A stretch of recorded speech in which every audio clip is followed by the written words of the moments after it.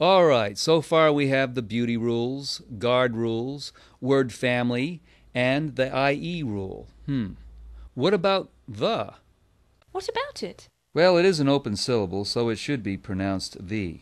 Yet I constantly hear people pronouncing it the.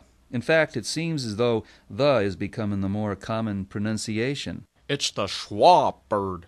The what bird? There's a letter in the Hebrew alphabet called a schwa. Now, when I heard of it, I thought of a bird saying schwa, schwa. Then I noticed that people were changing vowel sounds in words to where they were just saying It made me picture a schwa bird landing on the vowel and making it say It's the laziest sound you can make. Americans have a habit of saying words in the laziest way you can possibly pronounce them and still be understood. What? Actually, it makes speaking the language much easier. Look at this. It's a lot easier to say the sentence, "Some of us love what was done," when you schwa the vowels than it was to say it in Old English. "Some of us love what was done." It wears my mouth out just saying it the old way. Excuse me, Mr. Noah. Why don't you just change the spelling of words to match the modern pronunciation?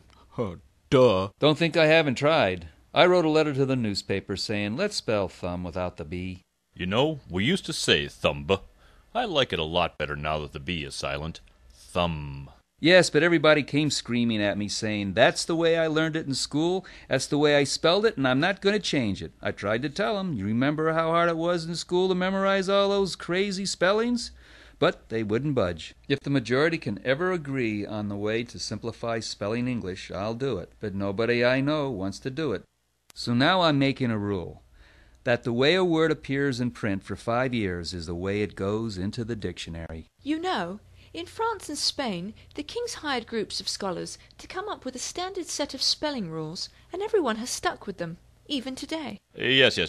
French and Spanish are based on Latin, but one of the main reasons English is so screwy is that it developed on an island that's been influenced by Anglos, Picts, Brits, Welsh, Scots, Irish, Romans, Germans, French, you name it.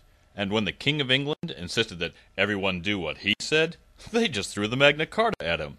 English-speaking people have a real mind of their own. Well, America is a democracy, and what the majority says is right, is what I'm putting in the dictionary. Bob, make a Schwab bird poster. Here you are.